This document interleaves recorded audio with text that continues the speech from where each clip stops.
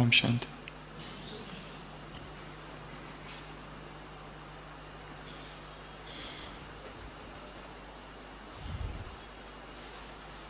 अपनी मृत्यु से पहले 1920s में एक महान लेखक डॉक्टर रसल कॉर्नेल ने एक कहानी कम से कम 6000 बार अपने भाषणों में अलग अलग जगह पर सुनाई और अलग अलग अर्थों से सुनाई। हमने भी बचपन में वो किताब छोटी सी पढ़ी थी जिसका नाम था एकर्स ऑफ डायमंड।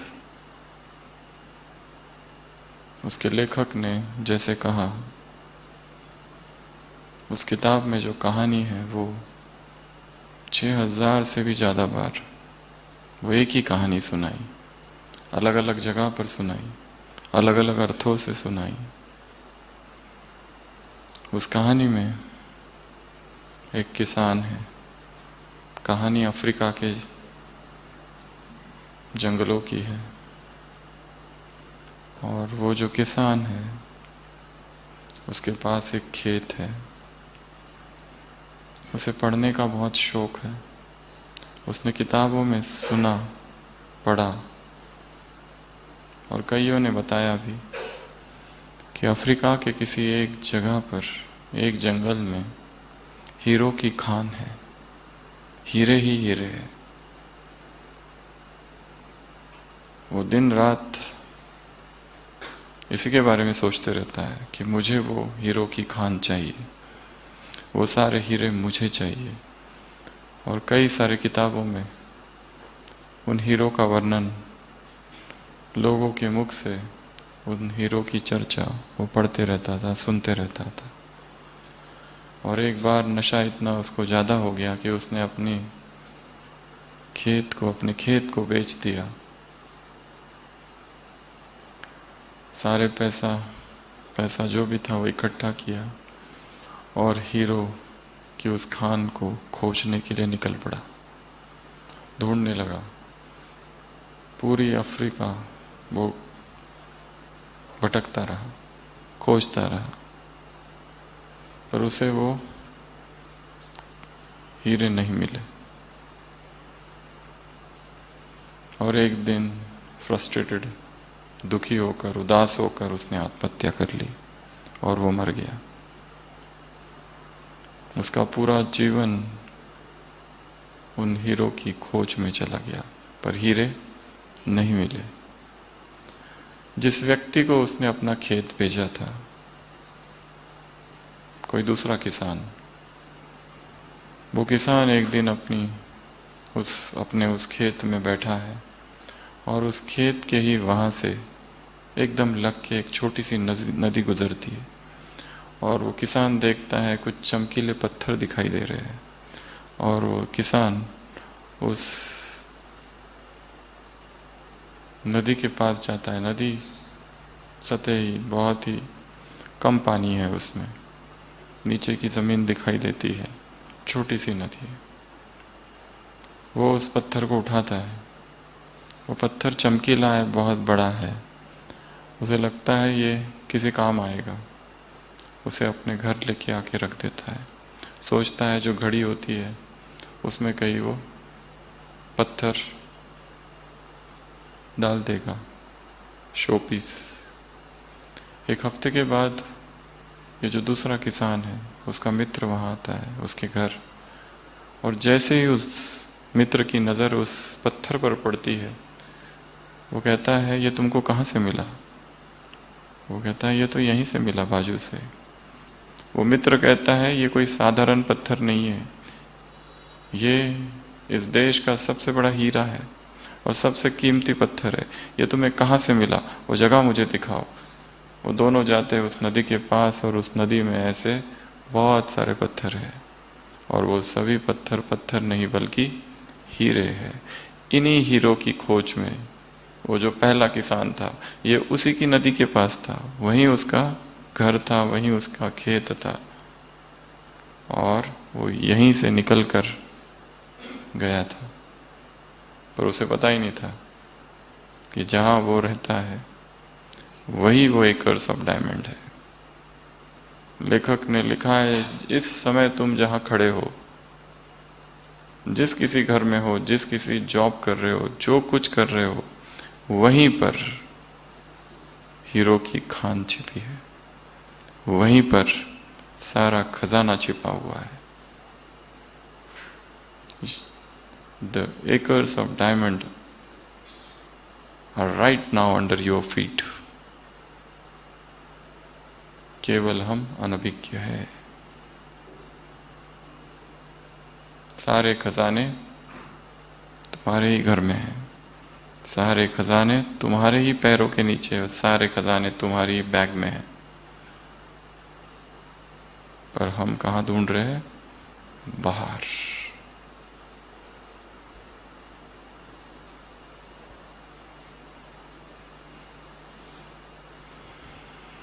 और जो खजाने हमारे पास है वो सूक्ष्म है, अदृश्य खजाने हैं, स्थूल नहीं है, उन्हें कोई चुरा नहीं सकता।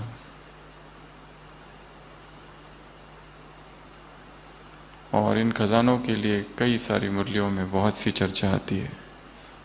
इन खजानों को इकट्ठा करो, इन खजानों का खाता बढ़ाओ, इन खजानों को जमा करो, इन खजानों को यूज करो, इन खजानों को जानो, इन खजानों के महत्व को जानो, इन खजाने के महत्व को इमर्ज करो। आज की मुरली क्या करो? इमर्ज।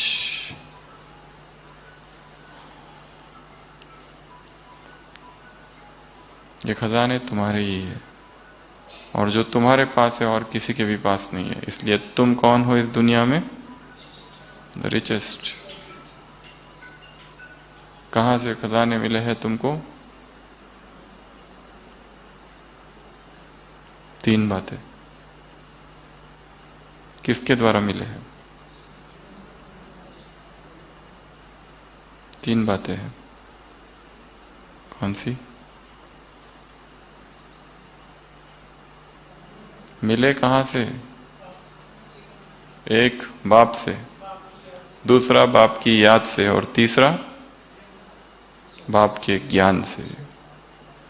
इन तीन चीजों की आधार से तुम्हें ये खजाने मिले हैं। बाप से मिले हैं, उसके ज्ञान से मिले हैं, और उसकी याद से। कौन से खजाने? ऐसे खजाने कि तुम एक कदम रखते हो और पदम जमा होता है। बाबा ने चैलेंज किया है। क्या चैलेंज है? जाओ जाके ढूंढो संसार में ऐसा कोई है क्या। परंतु हमें ये जानना है कि ये खजाने हैं। और संसार जिसे खजाना समझता है वो वास्तव में खजाना नहीं है। महाराष्ट्र के संत थे तुकाराम महाराज।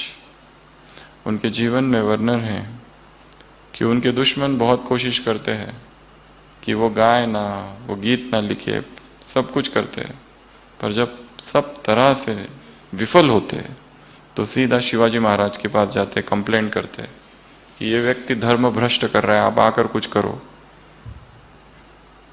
वो आते हैं, परंतु झाड़ियों के पीछे छुप के खड़े रहते हैं, और उनके जो मंत्री और सिपाही है वो जाते हैं और कहते हैं, तब तुकाराम घर पर नहीं है, उनकी पत्नी है, बच्चा और बेटी और बेटा है। वो कहते हैं शिवाजी महाराज ने नजराना भेजा है, हीरे, सब कुछ, कपड़े। वो पत्नी पहले से ही बहुत दुखी है। वो कहती है मेरा पूरा संसार नष्ट कर दिया है इसने। दिन रात उसके पीछे पड़ा रहता है, जो वो कुछ करता नहीं। इतने खुश हो जाते और पहन लेते, सारा कपड़े पहनते, ये पहनते, वो पहनते, और तब तक ही आते फिर तुकाराम। वो कहते देखो हमारे पास ये सब आ गया है। तो वो क्या करते हैं? वो एक एक आभूषण जो पत्नी ने पहने उसके गले से निकाल के नीचे डालते हैं और कहते ये विष है।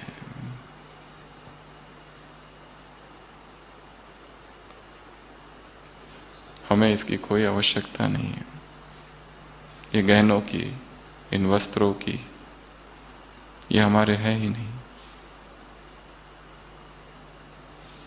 पत्नी कहती है कुछ नहीं होता, विष रहने दो, हम पिएंगे विष, शंकर के बाप बनेंगे, पर हमको चाहिए। वो कहता है मैं पीने थोड़ी दूंगा।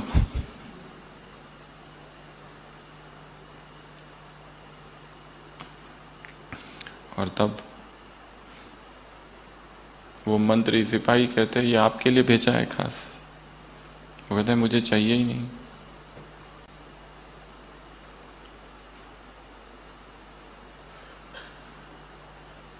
वो कहते हैं आप चलो महाराज के पास।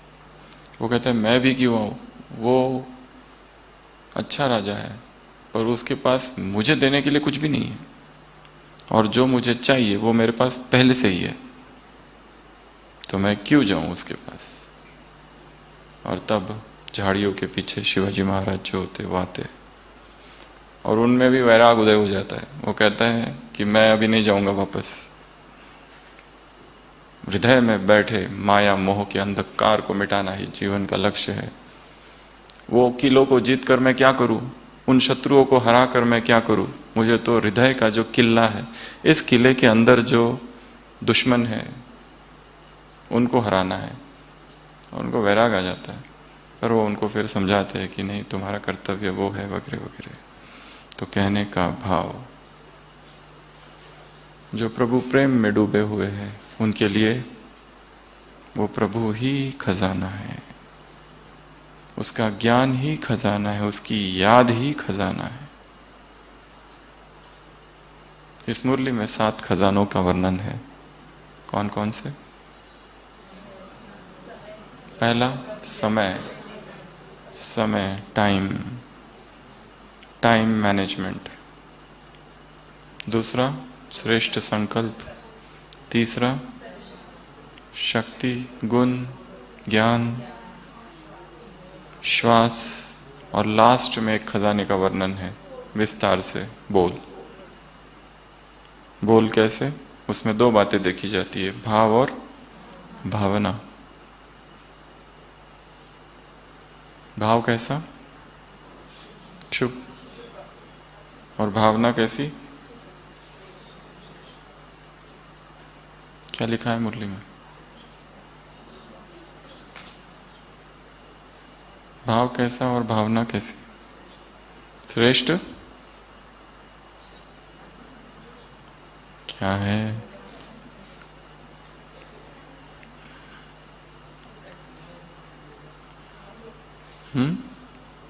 मिला कि नहीं मिला?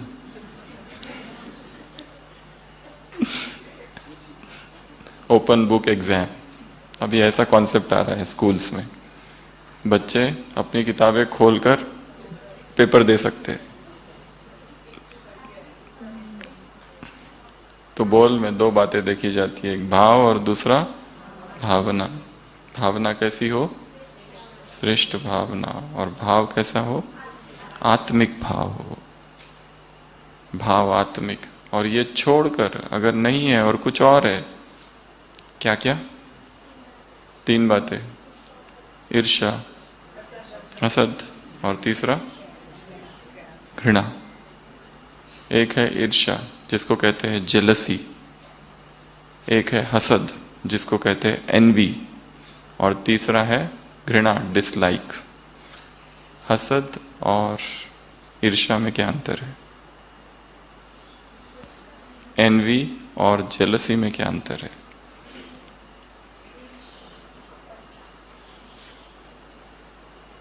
दोनों का एक अर्थ तो पक्का है कि दूसरे जब आगे जाते हैं या दूसरे के पास जो है वो हमारे पास नहीं है, उसके वजह से उत्पन्न होने वाला भाव।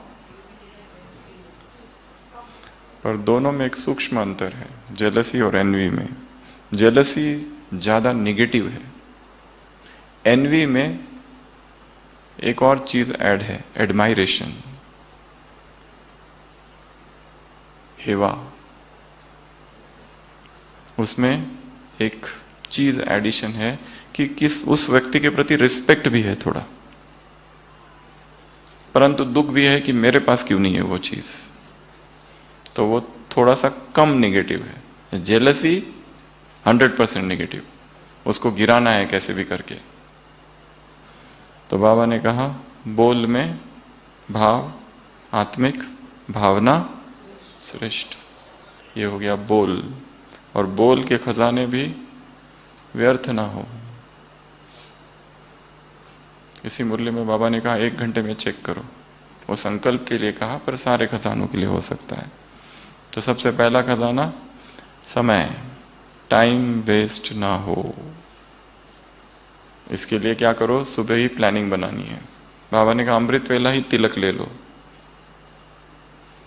संकल्प वेस्ट ना हो। वेस्ट तो होते नहीं है, पर बाबा ने कहा साधारण हो जाते, व्यर्थ वाले ज्यादा चलते। तीसरा खजाना शक्तियां। शक्तियों को क्या करो, बढ़ाओ, कार्य में लगाओ। इसी मुरली में कहा है प्लान प्रैक्टिकल। वादे करते हैं परंतु कर्म में नहीं आता है। संकल्प और कर्म। अमृत वेले बाबा से वादे करते हैं। बाबा के पास क्या है वतन में, अलौकिक टीवी है, उसमें सब दिखता है, पर बाबा दिन भर नहीं देखते। समटाइम्स चेक करते हैं खजाने किसने कितने बढ़ाए। शक्तियों को बढ़ाना है, ज्ञान को बढ़ाना है, गुणों को बढ़ाना है। और छठवां खजाना श्वास, श्वासोश्वास याद। वैसे श्वास और समय कई कई मुरलियों में एक ही बताया गया है। यहाँ समय अलग और श्वास अलग बताया है। और सातवां बोल। तो ये 7 खजाने हैं। इनका क्या करो, जमा करो। इनको क्या करो, बढ़ाओ। इनको क्या करो, महत्व को समझो। इनको क्या करो, इमर्ज रूप में रखो। इनको क्या करो, प्रैक्टिकल में लाओ। व्यर्थ नहीं गवाओ। इस खाते को बाबा ने आज चेक किया। और इस मुरली में 2 प्रकार के दर्पणों की चर्चा है। कौन से?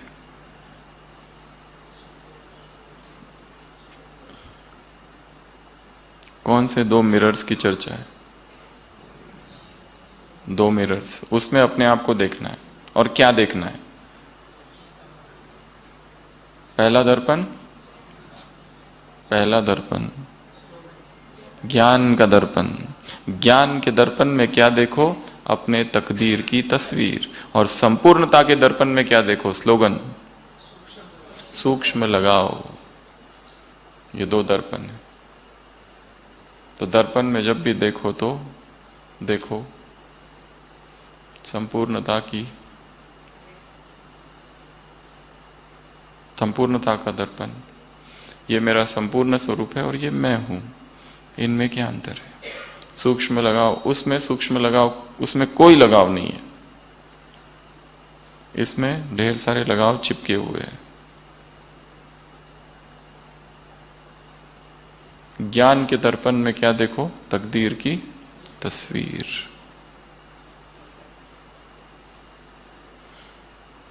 जब भी आईना देखो तो यह अभ्यास किया जा सकता है कि जो दिख रहा है उसको नहीं देखना, और क्या देखना, मेरा संपूर्ण रूप कैसा है और उसमें और इसमें क्या अंतर है। 1 सेकंड के लिए यह संकल्प लाया जा सकता है कि जो दिख रहा है वो मेरा संपूर्ण स्वरूप है, परंतु मुझे अभी वहां तक पहुंचना है। और एक दूसरा उसी से जुड़ी हुई बात जो मुरली में नहीं है, जब अपने आप को देखो तो अपने आप को स्वीकार करना। क्या करना? Accept yourself. जो भी हूं, जैसा भी हूं, मुझे मैं पसंद हूं, और उसको रिफाइन करते जाना है। जैसे एक वृद्ध महिला थी, उसने अचानक एक दिन आईना देखा तो पाए कि उसके केवल 3 ही बाल बचे हैं। तो उसने सोचा ठीक है, कोई बात नहीं, बाल तो संवारने तो पड़ेंगे। बाल संवारती है और सारा दिन उसका खुशी में बीत जाता है। 1 हफ्ते के बाद देखती है तो 2 ही बाल बचे हैं। सोचती है अभी कुछ तो करना पड़ेगा, तो आधे इधर बीच से ऐसा। उसके अगले दिन देखती है तो एक ही बाल बचा है। कहती है अब क्या करूं, चलो कोई नहीं, एक ही बाल की चोटी बना लेती हूँ। फिर अगले दिन देखती है तो एक भी बाल नहीं, सोचती है अच्छा हुआ रोज रोज की बाल बनाने की झंझट से मुक्त हुई। और फिर सारा दिन भर खुशी में जाता है उसका, चाहे 3 बाल है या 2 है या 1 है या नहीं है, अपने आप को स्वीकार किया है। और सारा दिन कैसा गया, खुशी।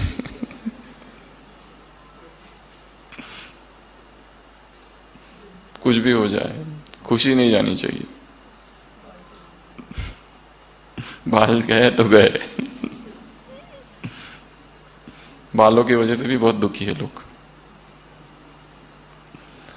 तो 7 खजाने, क्या करना है, उनका चिंतन करना है, उनका मनन करना है, उसके बारे में प्लानिंग बनानी है। टाइम मैनेजमेंट प्लानिंग, मैं क्या करूं, कहाँ मेरा टाइम वेस्ट होता है। टाइम वेस्टर्स की लिस्ट, एनर्जी ड्रेनर्स की लिस्ट। और बाबा ने क्या कहा, जमा करने की 2 विधियां इस मुरली में चर्चा की है। कौन सी? एक तो 3 बिंदी लगाना, और दूसरी विधि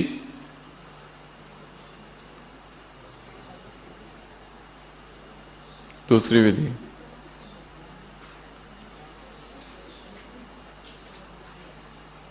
दो विधियां हैं।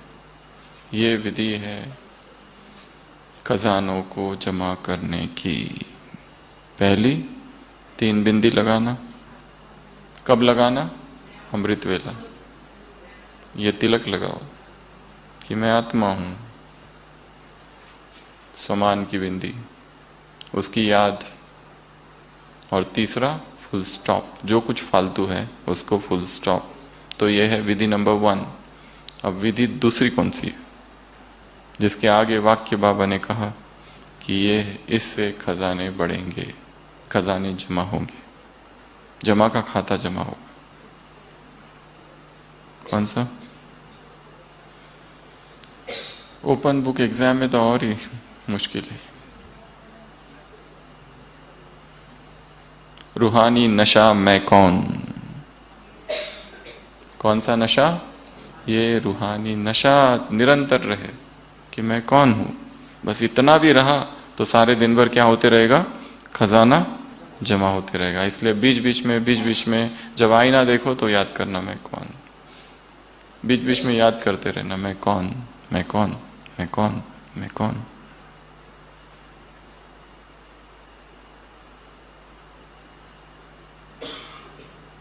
बुद्ध का एक शिष्य था,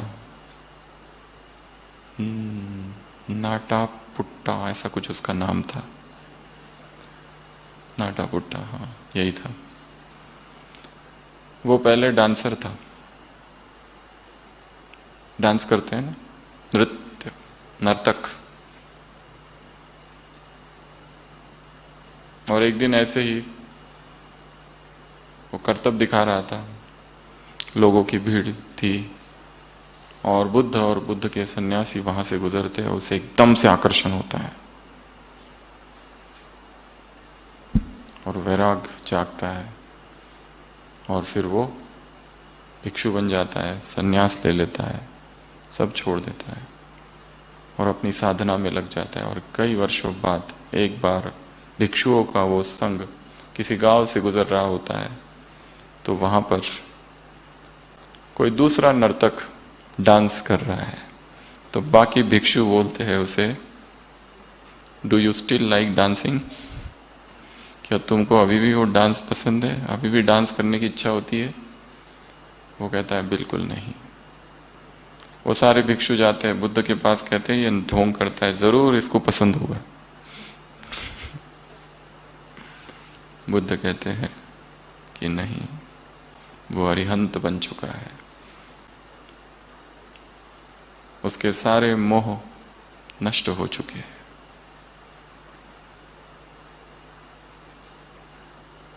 ऐसे इतिहास में इतने उदाहरण हैं कि लोगों ने, जिसमें वो पहले डूबे थे, जैसे ही नया जीवन चालू हुआ, पुराने का नाम निशान नहीं रहा।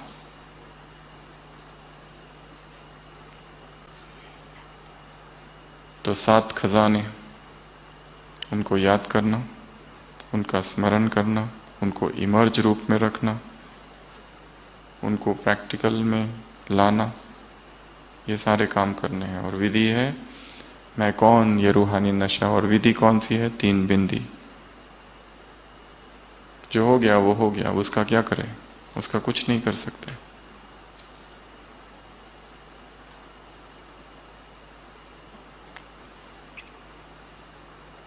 पास्ट को हम नहीं बदल सकते, जहां खड़े हैं बस वहीं से चालू करना है।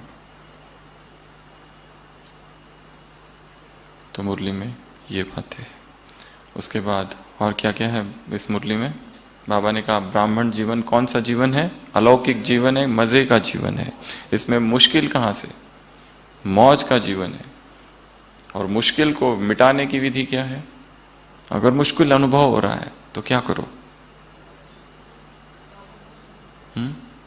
योग अग्नि याद करो। तुम कौन हो? तुम्हारा टाइटल क्या है? विश्व परिवर्तक। विश्व को परिवर्तन करते हो, परंतु अपनी मुश्किल को मिटा नहीं सकते। याद दिलाओ खुद को। और मुश्किल और बोझ किसकी वजह से है? तुम्हारी वजह से। अगर मेहनत लग रही है और मुश्किल लग रहा है और बहुत भारीपन है दिमाग में, तो जरूर कहीं ना कहीं कुछ ना कुछ गलती हो रही है, इतना पक्का है। क्योंकि ज्ञान क्या बनाता है? हल्का। परंतु ज्ञान का ही बोझ है तो कुछ तो गड़बड़ हो रही है।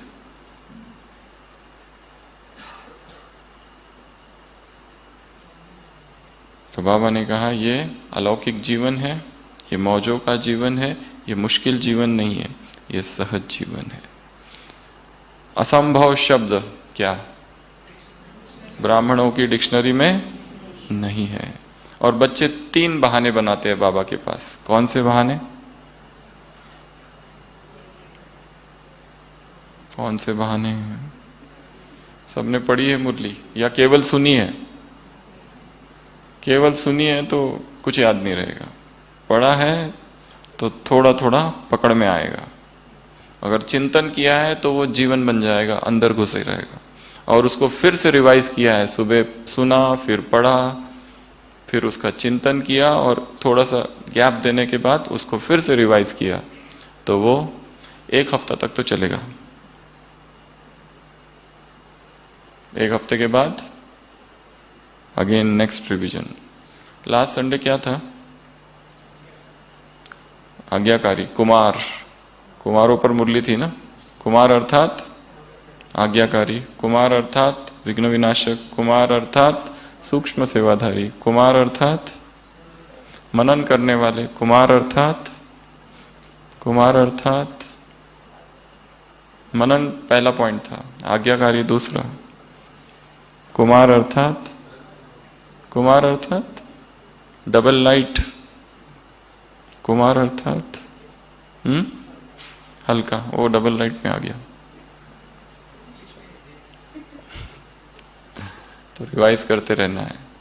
और रिवाइज करने के लिए टाइम तभी मिलेगा जब व्यर्थ की चर्चाओं से मुक्त रहेंगे। फोन चैटिंग्स सबसे बड़ा टाइम वेस्टर है। मैसेज ही करते रहते दिन रात। निमहांस इंस्टीट्यूट है साउथ में, वहां पे एक कन्या एडमिट हुई थी, उसको मैसेजिंग का एडिक्शन हो गया था। उसके लिए दिन भर मैसेजेस, वो छुड़ाने के लिए उसको एडमिट किया गया था। Chatting addiction. क्या भेजना है किसको? फोन। क्या बात करनी है? Time waste. और बाबा कहते बहुत सहज है, और फिर हम कहते हैं मुश्किल है। और मुश्किल के 3 बहाने कौन से? बहाने कौन कौन से? करेंगे देखेंगे, ये बहानों में नहीं है। वायुमंडल ही ऐसा था, हिसाब किताब है, और तीसरा क्या करे, हंस बगुलों के साथ रहना, हंस बगुल एक साथ है। ये 3 बताए ना, ये है बहाने। बाबा आपको पता नहीं, परिस्थिति ऐसी थी, वायुमंडल ही ऐसा था, विकारों की आंधी चल रही थी। और तीसरा,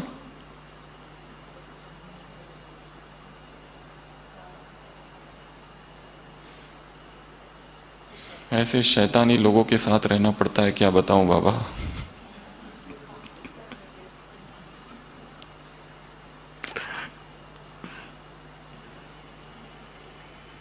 आत्मा के द्वारा, प्रकृति के द्वारा, और किसके द्वारा विघ्न आएंगे?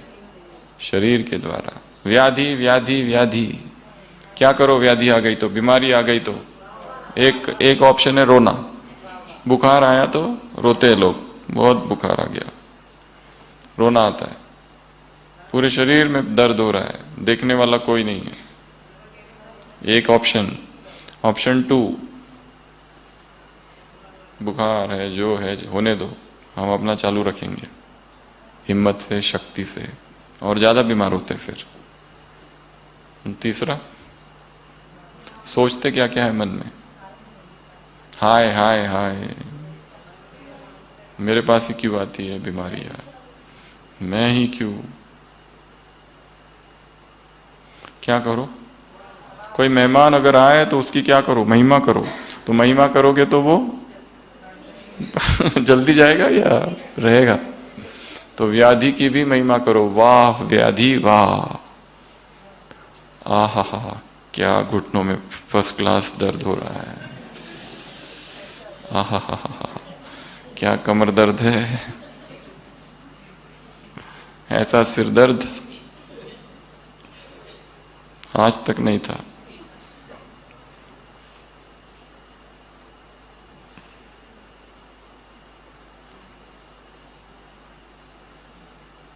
उनसे तंग नहीं होना है, दुखी नहीं होना है। वो आई है, चली जाएगी। ये संसार में सब कुछ अनित्य है, विकार भी अनित्य है, बीमारियां भी अनित्य है, आएगी और जाएगी। मैं अलग हूं, मैं डिटैच्ड हूं। रामकृष्ण परमहंस को थ्रोट कैंसर था, इतनी पीड़ा होती थी, कुछ खाना पीना बंद हो गया था, लिक्विड भी नहीं ले पाते थे।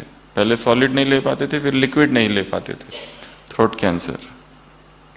सारे भक्त इकट्ठे हुए, नरेंद्रनाथ, सारे राखाल।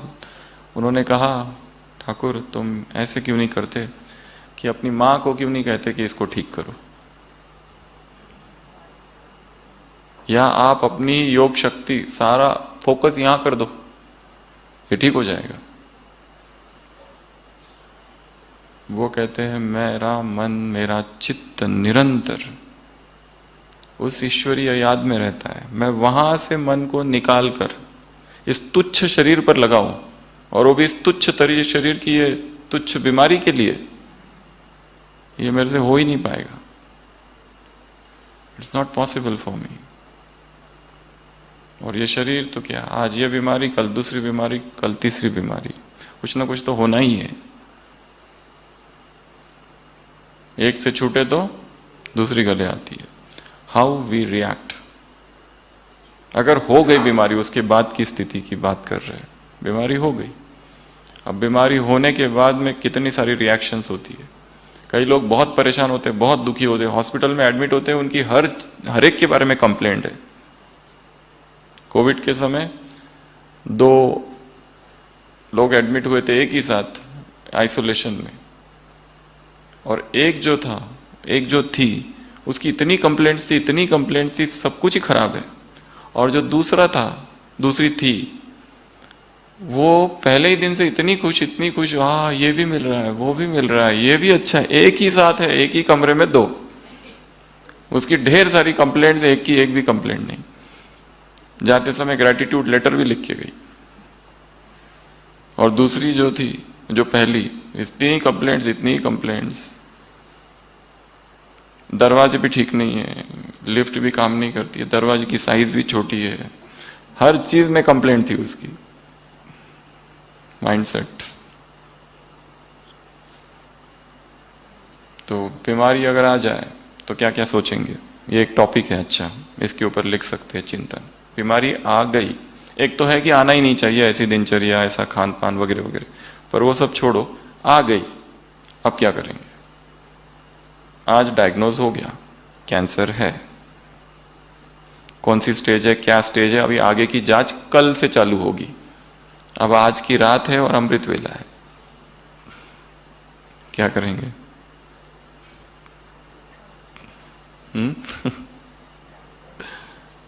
अब है तो है, इसको पहले स्वीकार कर लो कि ये किसी जन्म का हिसाब है, या परीक्षा है, या पेपर है जो मुझे पास करना है। ये पूरी मुरली किस पर है? Pass with honour. Pass with honour के लिए खजाने जमा चाहिए, इन खजानों को फिर बढ़ाओ, इन खजानों को बढ़ाने की फिर विधि, ऐसी पूरी मुरली है। तो कहाँ गया सारा खजाना? कितने संकल्प, क्या होगा, क्या हो गया, ऐसा क्यों हुआ, वैसा क्यों हुआ, ऐसा क्यों, वैसा क्यों, हजारों प्रश्न। स्वीकार ही नहीं कर पाती आत्मा कि ये हो गया है।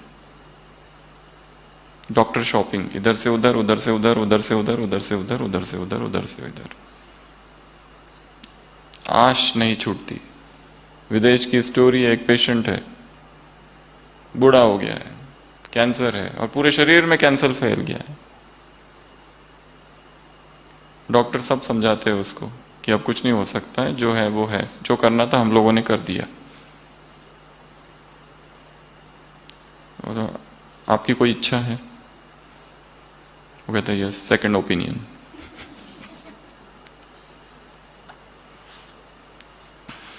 जीवेशना,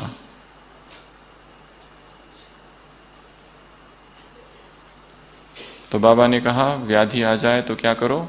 वाह वाह, वाह वाह के गीत गाओ। क्या क्या वाह वाह इस मुरली में? वाह मेरा भाग्य, वाह मैं, वाह बाबा, वाह परिवार, वाह मेरी तकदीर, वाह परिवार। अंदर से वाह वाह के क्या बजने चाहिए? गीत निकलते रहने चाहिए।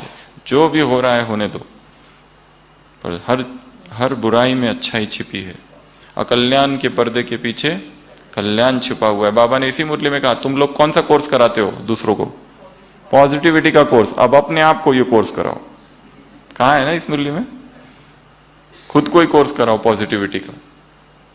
वर्स्ट सिचुएशन है, 100% नेगेटिव सिचुएशन है, क्या इसमें भी कुछ पॉजिटिव हो सकता है?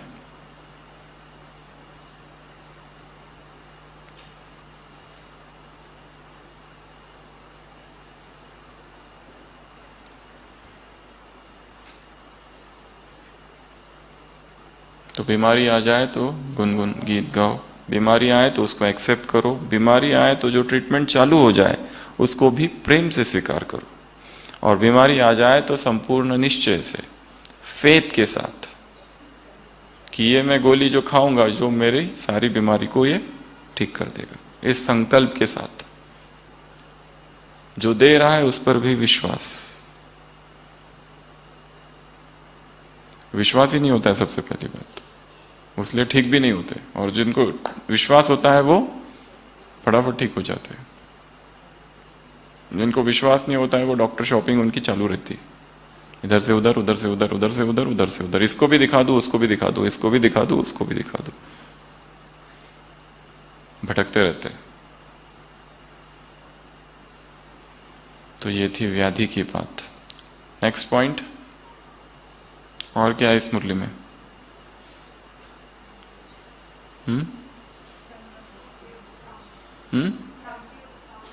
प्राप्तियों को सामने रखो, खजानों को इमर्ज रखो। इसके अलावा नेक्स्ट पॉइंट, बाबा ने कहा भाषण अगर तुमको देने का कहो तो कितना देर करोगे? 1 घंटा तो बहुत कम है, उससे भी ज्यादा कर सकते हैं। बाबा ने किसी मुरली में कहा है बच्चे मेरे से भी अच्छा भाषण करते हैं, और बाप बच्चों के भाषण को सुनते हैं, ये भी कहा है एक मुरली में। वो वहीं पे कहा है कि अपना कोर्स खुद कराओ। अब अगला और क्या है इस मुरली में? हाँ, यहाँ पे थोड़ा चेंज कर दिया, समय के विषय में ही कहा, परंतु एक तरफ समय, एक तरफ बाप, एक तरफ समय टीचर, एक तरफ बाप टीचर, एक समय मास्टर बाप मास्टर, एक तरफ समय रचता शिक्षक मास्टर, एक तरफ बाप रचता मास्टर या तुम रचता। समय का इंतजार नहीं करो। और इस मुरली में जो हमेशा आता है वो वापस आया है, लॉन्ग स्टैंडिंग एफर्ट्स, अर्थात लंबे समय का पुरुषार्थ। एक दो दिन से नहीं होगा, लॉन्ग स्टैंडिंग, वो आदत बन जाए, वो एक क्या बन जाए, संस्कार। लोग आते हैं ना, जैसे हम लोग अमृत वेला करते हैं तो उसकी कभी गिनती करते हैं क्या? मेरे 50 अमृत वेले हो गए, 20 अमृत वेला हो गया, इसकी कोई गिनती है क्या? और हमसे कोई पूछने आए कि मुझे एक एग्जाम देनी है और मैंने सुना है मेडिटेशन एग्जामिनेशन में काम करता है, तो मुझे पास होना है, तो कितने दिन मेडिटेशन करूं? क्या उत्तर है?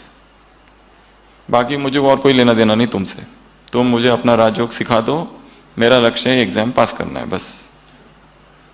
तो क्या कहेंगे? ये वैसा ही है। ये ऐसा नहीं है कि यहां तो जीवन उसको बनाना है मेडिटेशन, उसकी कोई गिनती थोड़ी ना है। जब ज्ञान समझ में आ गया तो अपने आप आंख खुलेगी सुबह, अपने आप अंदर से कोई धिक्कारेगा, क्या कर रहे हो, सो रहे हो? सुबह का समय कितने सारे काम करने हैं, आत्मिक स्वरूप में स्थित होना है, चक्र लगाना है, विश्व की आत्माओं को सकाश देना है, बाबा से बातें करनी है, दृष्टि लेनी है, दृष्टि देनी है, प्लानिंग करनी है, बहुत सारी चीजें करनी है। अगर वो समय हमारा सोने में जा रहा है या खाली 1 घंटा हम कर रहे हैं, 4 से 4:45, 45 मिनट्स बस, तो क्या कहेंगे? आत्मिक स्वरूप में स्थित होने के लिए 15-20 मिनट लगते हैं और हमारा अमृत वेले का अवधि केवल 1 घंटे की है, तो क्या कहेंगे? उसको धीरे धीरे क्या करना है, बढ़ाना है। 5 मिनट्स पीछे पीछे जाओ तो अमृत वेला। तो बाबा ने क्या कहा, समय तुम्हारा इंतजार कर रहा है। अगर समय के आधार पर तुम चलोगे तो समय तुम्हारा टीचर होगा, फिर पद भी समय अनुसार मिलेगा। समय वैराग दिलाएगा। ऐसी ऐसी चीजें दिखने में आ रही है कि फिर वैराग आता है वो सब देखकर, परंतु ये सब बाद में होगा, पहले ही वैराग आ जाए, पहले ही मुझे नहीं चाहिए कुछ।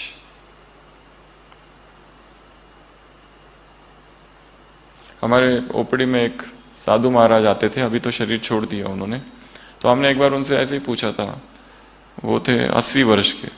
हमने कहा आपने सन्यास कब लिया? तो उन्होंने कहा जब मैं 60 वर्ष का था तब।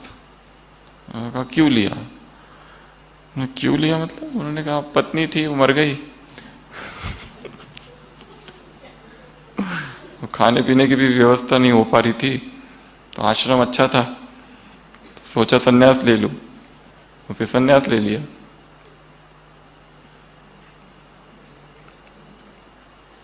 हमने कहा तुरंत लिया क्या?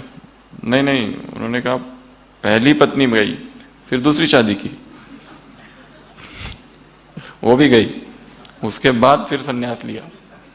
एकदम वैराग उदय हो गया कि व्यर्थ है सब संसार।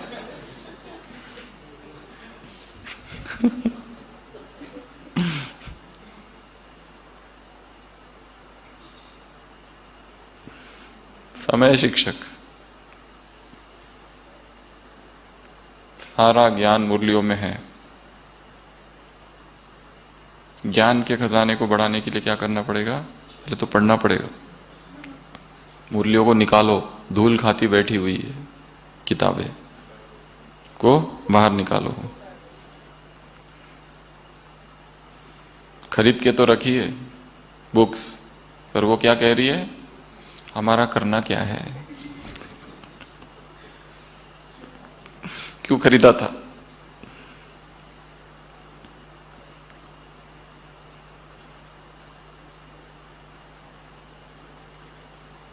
तो समय की बात। और क्या है इस मुरली में? तुम कौन हो? वरदान में कोई वीआईपी होता है तो उसका बेटा अपने आप को क्या समझता है? वीआईपी। तुम भी कौन हो? जो ऊंचे से ऊंचा बाप है उसकी संतान हो, तो तुम भी कैसे हो? उसके जैसे ही ऊंचे से ऊंचे। ये नशा तुमको होना चाहिए। ऊंचे से ऊंचा कार्य करने वाले, ऊंचे से ऊंचा युग, ऊंचे से ऊंचा बाप, सब महान। तो वरदान। और क्या है इस मुरली में? ड्रिल। ड्रिल है, ड्रिल। कौन सी ड्रिल? माइंड कंट्रोल हो। 1 सेकंड की ड्रिल। 1 सेकंड में क्या बन जाओ? परम धाम निवासी। परम धाम में बीच बीच में जाके आना चाहिए, नहीं तो कभी कभी अचानक कभी जाओगे हफ्ते में 1 या 2 बार तो सब अनजाना सा लगेगा, क्या है ये। रोज आना जाना चालू रहना चाहिए ताकि जगह क्या हो, एक्वेंटेड, यू नो ये है, रास्ते पता रहेंगे कहाँ से जाना है। अभी भी तो आत्माएं हैं ऊपर, तो परम धाम का बीच बीच में चक्कर। और वो कितना टाइम में? 1 सेकंड में माइंड कंट्रोल, परम धाम निवासी हो जाओ। ये ड्रिल ही सबसे इंपॉर्टेंट है। 1 सेकंड में शरीर से डिटैच्ड, 1 सेकंड में आवाज से परे, 1 सेकंड में व्यक्त से अव्यक्त, 1 सेकंड में अभी अभी सेवा कर रहे, अभी भी आवाज में, अभी अभी भाषण दे रहे, ये कर रहे, वो कर रहे, एकदम हजारों लोगों के बीच में है, पब्लिक सेक्टर में है, बहुत बोलना पड़ रहा है, सब कुछ है, और फिर अगले ही मोमेंट चुप, स्टैचू, किसी से कोई मतलब नहीं, सेवा हो गई, फुल स्टॉप। ये प्रैक्टिस करनी है।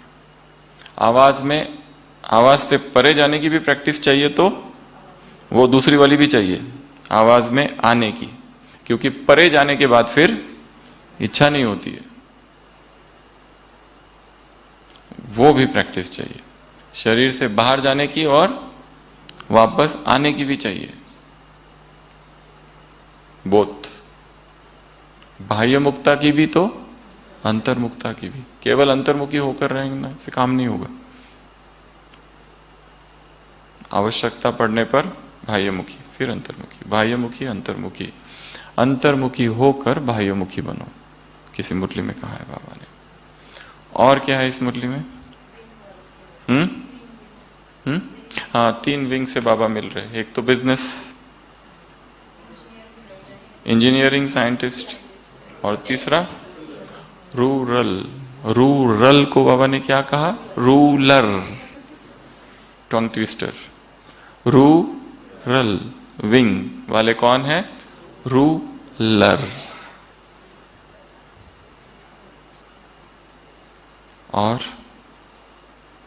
और क्या है इस मुरली में? प्लेन प्रैक्टिकल समान हो, संकल्प किया, कर्म, बोझ ना हो, सारा बोझ किसको दे दो? बाबा को दे दो। किसी शहर में पहली बार ट्रेन चालू हुई और एक गरीब व्यक्ति उस ट्रेन में चढ़ा, उसके पास सामान था, ट्रेन में चढ़ने के बाद भी सामान उसने सिर पर रखा।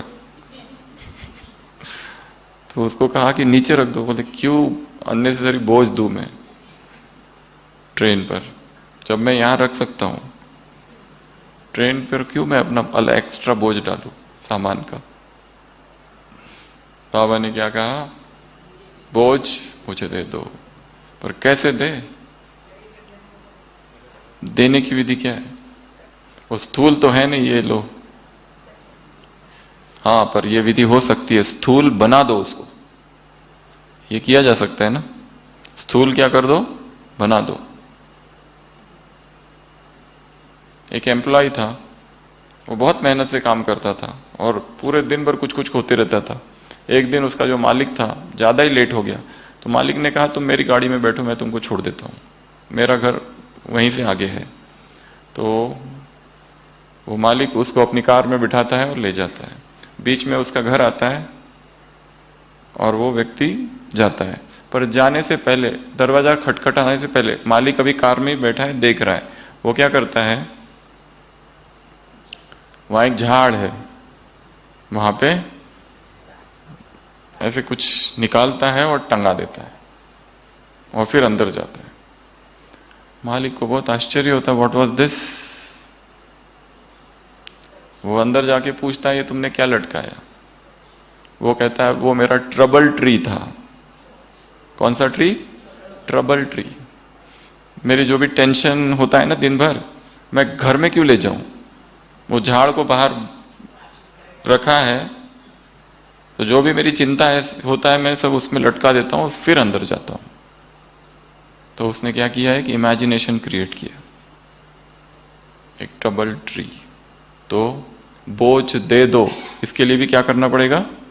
कोई इमेजिनेशन क्रिएट करना पड़ेगा। लिखो और उसको जला दो।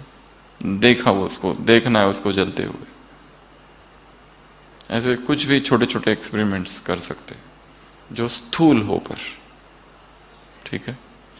तो एक तो बोझ की बात थी, एक तो वाह वाह की बात थी, एक तो समय की बात थी, खजानों की बात थी, सफल करने की बात थी, इमर्ज करने की बात थी, 3 बहानों की बात थी, और बिंदी क्वेश्चन, हाँ ये भी था, क्वेश्चन मार्क अगर लगाओगे तो गिरोगे और बिंदी अगर लगाया तो आगे बढ़ोगे। क्वेश्चन मार्क्स, जीवन ही प्रश्न उत्तरों से भरा हुआ है। प्रश्न से भरा है, उत्तर नहीं। प्रश्न, ये ऐसा क्यों, ये वैसा क्यों, ये क्यों, ये वो क्यों, ये ऐसे क्यों, सब क्यों क्यों क्यों क्यों क्यों, मेरे साथ ये ऐसा क्यों होता है।